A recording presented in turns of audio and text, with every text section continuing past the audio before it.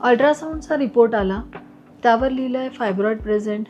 पुढची ओळ surgical opinion advise. तुमच्या डोक्यात पहिला विचार कॅन्सर आहे का? दुसरा विचार आता गर्भाशय काढावा लागणार का? थांबा. फायब्रॉइड म्हणजे कॅन्सर नाही आणि फायब्रॉइड म्हणजे हिस्टेक्टॉमीही नाही. या दोन्ही गोष्टी आज मी तुम्हाला नीट समजून सांगणार आहे. फायब्रॉइड म्हणजे नक्की काय, कोणाला होतो, का होतो, कधी फक्त लक्ष ठेवायचं आणि कधी उपचार करायचा, सर्जरी हाच पर्याय आहे का आणि सगळेच हिस्टेक्टॉमी करतात का? नाही. आणि सगळ्यात शेवटचा प्रश्न जो मी तुम्हाला आणि तुमच्या डॉक्टरांना विचारायला पाहिजे की हा व्हिडिओ शेवटपर्यंत बघा, म्हणजे तुमच्या आयुष्यातला हा एक मोठा निर्णय आहे. कल्पना करा की गर्भाशय हे एका झाडासारखं आहे. याला आतलं मऊ अस्तर असतं आणि भोवती स्नायूंचं मजबूत थर असतो. सो या स्नायूंमध्ये कधीकधी घट्ट आणि छोट्या छोट्या गोलगोल गाठी तयार होतात. जशा झाडाच्या खोडावर कधीकधी गाठी येतात आणि झाड हे तसंच राहतं, फक्त एक गाठ मोठी वाढते. सो या गाठीचं वैद्यकीय नाव काय आहे तर फायब्रॉइड म्हणजे मायोमा. आता सगळ्यात महत्त्वाचं की ही गाठ बिनाईन असते का, म्हणजे कॅन्सर नाही. एक असू शकते किंवा अनेक असू शकतात. छोट्या छोट्या वाटाण्या एवढ्या असू शकतात किंवा मोठ्या खरबुजा एवढ्याही असू शकतात. आणि आता ही गाठ किती कॉमन आहे? 30 वर्ष वयानंतर साधारणपणे 30 ते 40% स्त्रियांमध्ये हे फायब्रॉइडची गाठ आढळते आणि बहुतेक स्त्रियांना कोणताही त्रास होत नाही. एक इम्पॉर्टंट गोष्ट की फायब्रॉइड कुठे आहे हे सगळ्यात महत्त्वाचं. आता त्याचे बरेच प्रकार आहेत, जसं सबम्युकोझल म्हणजे गर्भाशयाच्या आतल्या पोकळीत आतल्या लायनिंगमध्ये असणारा, ज्याच्याने अतिरक्तस्राव आणि प्रेग्नन्सी राहायला अडचण होते. दुसरा आहे इंट्राम्युरल म्हणजे तो स्नायूंच्या आतमध्ये असतो, जो सर्वात कॉमन असतो. तिसरा असतो सबसिरोझल म्हणजे गर्भाशयाच्या बाजूला अशा लटकणाऱ्या गाठी, ज्या पुढच्या भागाला म्हणजे जे समोर जो भाग असतो तो असतो युरिनरी ब्लॅडर, ज्याला आपण म्हणतो युरिनची बॅग, आणि मागच्या बाजूला असतं आतडे. यांच्यावर जर दाब दिला तर तशी लक्षणं आढळू शकतात. मग या गाठी का होतात, कशामुळे होतात, हा सगळ्यांना प्रश्न पडतो. इस्ट्रोजनला ह्या गाठी सेन्सिटिव्ह असतात. म्हणजे इस्ट्रोजन हे जे हार्मोन्स असतं ते हार्मोन रिप्रोडक्टिव्ह वयामध्ये जास्त वाढतं. जेनेटिक आईला असेल तर मुलीला असण्याची शक्यता असते. ओबेसिटी म्हणजे लठ्ठपणामध्ये आणि हार्मोनल इम्बॅलन्समध्ये रिस्क फॅक्टर्स असतात. आता एक दिलासेत देणारी गोष्ट काय आहे की मेनोपॉज नंतर फायब्रॉइड साधारणपणे आपोआप लहान होतात, कारण इस्ट्रोजन हे हळूहळू कमी होतं.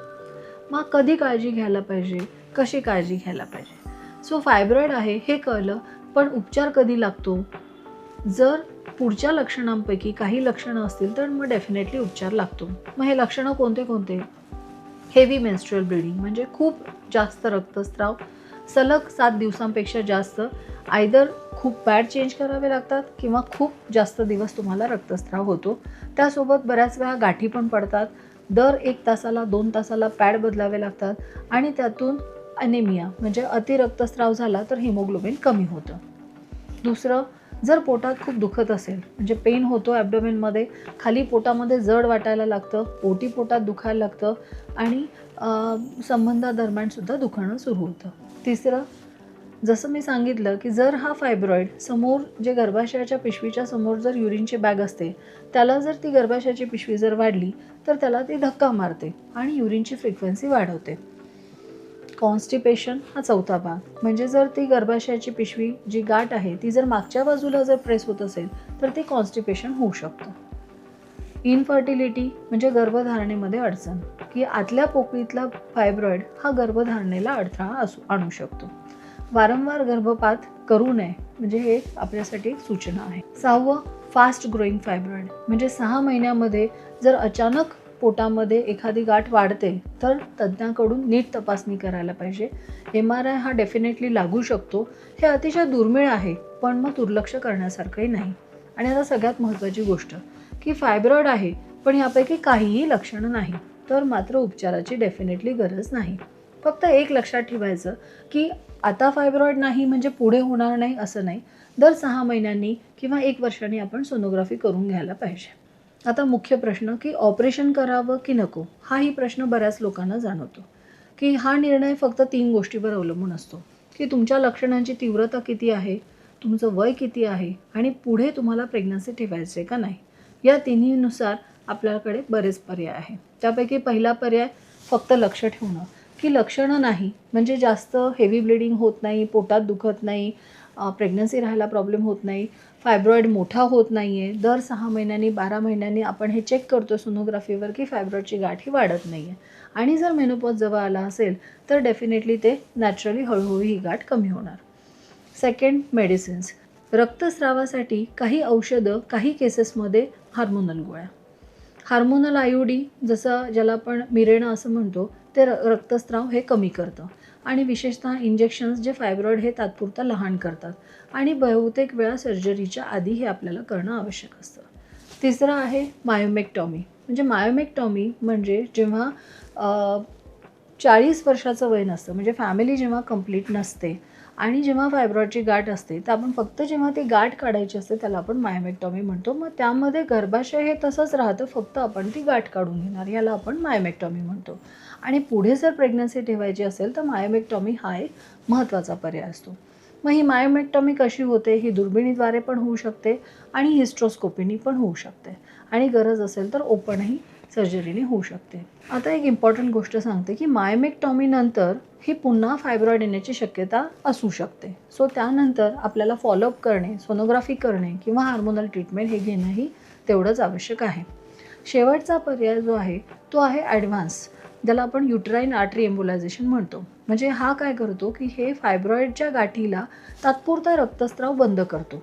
ही सर्जरी नाही, एका छोट्या छिद्रातून होणारी ही प्रक्रिया आहे आणि यामध्ये पुढे जर तुम्हाला प्रेग्नन्सी ठेवायची असेल तर जनरली आपण हा पर्याय निवडत नाही. सगळ्यात शेवटचा रिसोर्ट असतो हिस्टेक्टॉमी, म्हणजे गर्भाशयाची पिशवी पूर्णपणे काढून टाकणे. आणि इथे एकदम मी स्पष्ट सांगते की जेव्हा हिस्टेक्टॉमी करायची गरज असते की बाकीचे सगळे पर्याय जेव्हा फेल होतात, जसं मेडिकल आहे, हार्मोनल ट्रीटमेंट आहे, या सगळ्या पर्याय जेव्हा फेल होतात तेव्हा हिस्टेक्टॉमी करणं ही चुकीची गोष्ट नाही. मग हिस्टेक्टॉमी करताना काही स्त्रियांसाठी तो सगळ्यात महत्त्वाचा निर्णय असू शकतो. जर लक्षणं तीव्र असतील, हेवी ब्लिडिंग होत असेल, पुढे प्रेग्नन्सीची गरज नसेल, फॅमिली कंप्लीट झालेली असेल आणि बाकी काहीही अडचणी नसतील तर मग मात्र आपण हिस्टेक्टॉमी करायला पाहिजे. मग ज्या लोकांनी ही हिस्टेक्टॉमी केली त्यांना एक चूक केली असं म्हणण्याचं काही कारण नाही. हिस्टेक्टॉमी हा एकमेव पर्याय नाही, तो 5 पैकी एक पर्याय आहे आणि म्हणूनच विचारायला मूळ प्रश्न की माझी समस्या सोडवणारा सर्वात कमी इन्व्हेसिव्ह पर्याय कोणता? बहुतेकांचा हा गैरसमज असतो की फायब्रॉईड म्हणजे गर्भाशय काढणं. आज 2026मध्ये गर्भाशय वाचवणारे अनेक पर्याय आपल्याकडे उपलब्ध आहेत. आता डॉक्टरांना काय विचारावं? जेव्हा जेव्हा तुम्ही डॉक्टरांना भेटता तेव्हा प्रश्न विचारा. पहिला प्रश्न, माझ्या फायब्रॉईडचा आकार, तो कुठे लोकेटेड आहे आणि नंबर्स किती आहेत? आणि हे आपल्याला सोनोग्राफीच्या रिपोर्टवर एक्झॅक्टली कळतं आणि ते तुम्ही तुमच्या डॉक्टरांकडून समजून घेऊ शकता. दुसरा प्रश्न की फक्त लक्ष ठेवणं की हा माझ्यासाठी पर्याय आहे का आणि किती वेळ हा पर्याय आहे? तिसरा प्रश्न की जर सर्जरी लागली तर ती सगळ्यात कमी इन्व्हेसिव्ह पर्याय कोणता? मायोमेक्टॉमी शक्य आहे का डायरेक्ट हिस्टेक्टॉमी करावी लागेल? आणि मग त्याचे पर्याय जसं लॅप्रोस्कोपी करावी लागेल, ओपन सर्जरी करावी लागेल की अजून कोणती मेथड आहे? आणि आता सगळ्यात महत्त्वाची गोष्ट की जर पहिल्याच भेटीत तुम्हाला सांगितलं गेलं की तुमचं गर्भाशय काढावं लागेल आणि जर तुमच्या मनात शंका असेल तर दुसऱ्या एका क्वालिफाईड गायनेकॉलॉजिस्टकडून आपण मत घेऊ शकतो. हा तुमच्या आयुष्यातला मोठा निर्णय आहे. कोणत्याही स्त्रीसाठी गर्भाशयाची पिशवी काढणं हे इतकं सोपं नाही. त्यामुळे दुसरं मत घेणं हे काही कमजोरी नाही, ही आपली एक जबाबदारी असते आणि चांगले डॉक्टर दुसरं मत घेण्यासाठी नेहमीच पाठिंबा देतात. तर आता लक्षात ठेवा, फायब्रॉईड खूप कॉमन आहे. 30 वर्षानंतर 30 ते 40% स्त्रियांमध्ये तो कॉमन असतो, पण तो कॅन्सर नाही. लक्षणं नसतील तर फक्त लक्ष ठेवणं किंवा ऑब्झर्वेशन पुरेसं आहे. लक्षणं असतील तर अनेक पर्याय आहे. हिस्टेक्टॉमी हा एकमेव पर्याय नाही. निर्णय हा तुमच्या वयावर, तुमच्या लक्षणावर आणि तुमच्या प्रेग्नन्सी ठेवण्याच्या प्लॅनिंगवर अवलंबून असतं. सर्जरी सुचवली असेल आणि शंका असेल तर डेफिनेटली दुसरं मत घ्यायला पाहिजे. आणि आजच्या व्हिडिओनंतर एक गोष्ट घाबरणं बंद करा, दुसरं मत घ्यायला घाबरू नका. डॉक्टर नाराज होतील हा विचार सोडून द्या. चांगले डॉक्टर हे दुसऱ्या मताला नेहमीच पाठिंबा देतात. तुमच्या मैत्रिणीला, बहिणीला, आईला फायब्रॉईड असेल तर हा व्हिडिओ नक्की शेअर करा.